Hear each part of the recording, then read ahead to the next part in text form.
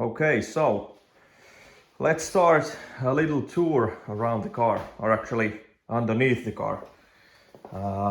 As I told you before, here are the brakes, and these are like brand new. There's no lip. The brakes have probably, I'd say, 1,000 kilometers on them.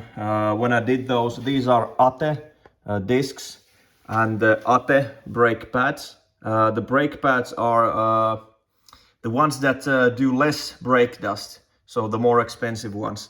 I also repainted the calipers and the springs while I was at there.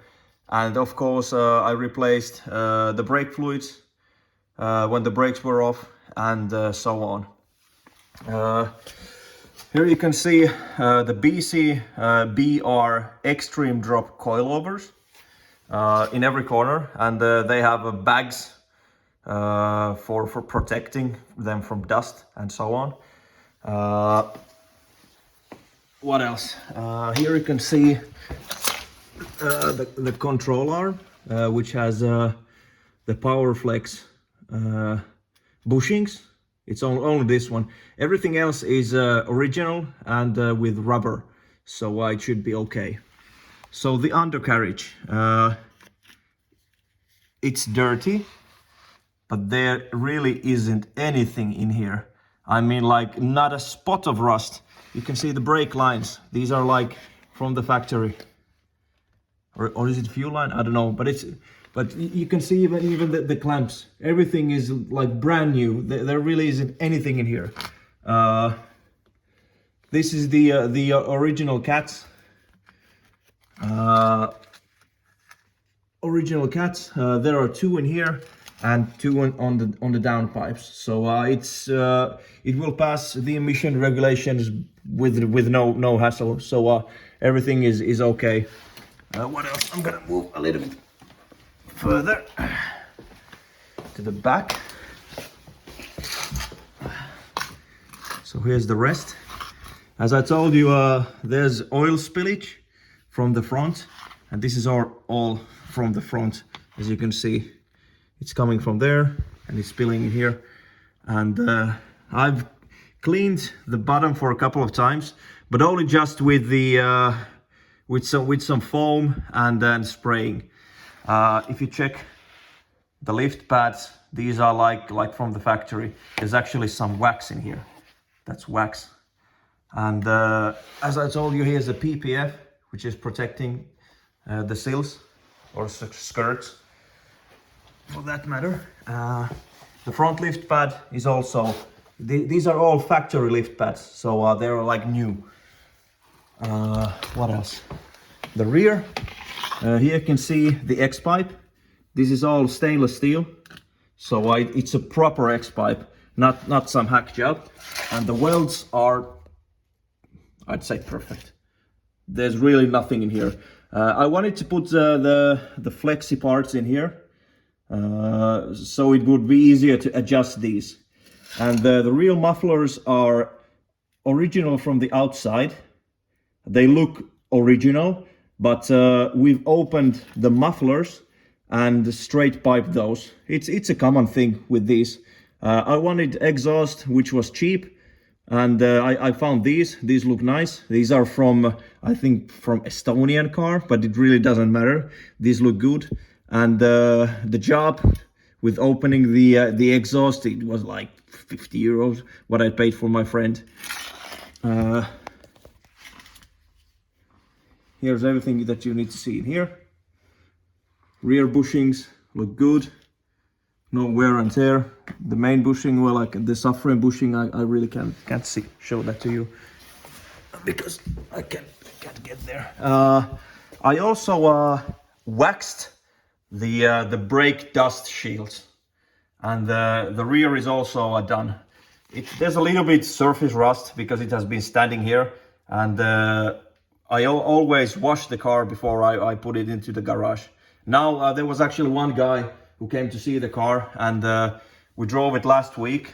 The roads were a little bit damp. I really didn't like it, but he was urged to buy the car, but he hasn't called me yet, so I think that was that. But that's why this is like super dirty for me. I don't like this. I always clean the inner wells with brush, and I want these to be clean. Same thing in here. BC Racing. It's easier to show it from here. BC Racing coilovers with the bags in here. This is actually the exhaust hanger from the ones that I bought. So this is the most rust you can find in the car. It's this. Couple of bolts in here. What else? Stock mufflers. Everything is stock. There's a small scratch in here in the back. This is the spare wheel weld, and I believe this is from the transport, and this is done by the shipping company. But it's just the I don't know what's this called. Basically, the rock chipping material which has been peeled off in here. So that's that. The end gear, or actually the diff, isn't leaking. There isn't any oil on the ground, so that's solid. And you can see the exhaust. These look good as well. What else? The brakes, of course, were done on the other side as well. Yeah, the engine. So the car has been on this exact spot for 3 years, and all the oil you can see on the ground. Actually, this is power steering fluid that leaked on the ground, and this is the oil from the engine. It drips from up there, from the upper chain covers, between the upper and the lower cover. So that's why I don't have the engine plastics now installed, because it's a pain in the ass to get those cleaned. So those are actually over there. I can show it to you in a second. The bottom of the engine is dirty because of the oil spillage, and I will show you the engine in another video. But yeah, everything looks good in here. The engine mounts are solid. There's no wobble or rocking in the cabin. It runs super smooth, as an 8-cylinder should run. Show from here. So yeah, BMW with oil leaks. Just normal stuff. And actually, some of the oil you can see in here is from the power steering lines, because I installed all new, and I drove for like 200 kilometers, and one of those lines exploded. It basically the one it's a rubber hose with a metal pressing on the end, and like the one in here, it starts from rubber up there. So one of those actually just popped out, and I got a new part, of course, for warranty, and some of this is power steering fluid. So the bottom is pretty dirty, but yeah, once you fix the chain guides, it's gonna be okay. And this is only from the chain guides. I replaced the oil pan gasket, and it's not coming from the upper oil pan gasket, because that's pain in the ass to replace, because you have to drop the subframe and so on. So it's from the chain guides, which I will show you in a second where it comes from. But yeah, this is the bottom. It's dirty. I promise you, there is no rust in here, nothing. I can actually show you around the lift pad if I can, because it's quite low. I'll try to show you. Nothing in here, just dirt. It's all clean, everything.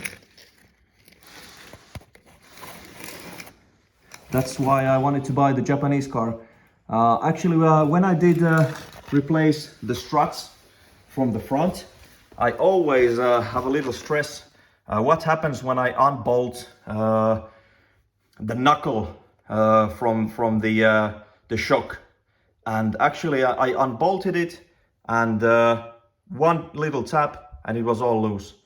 And everything on this car is original from the factory. And if I have done something to the car, I always use torque wrench, so it's properly torqued in the factory specs. If the manual says that you have to replace some bolt, it's a single bolt, or actually a stretch bolt. I've always replaced those. The wheel wells, this is new.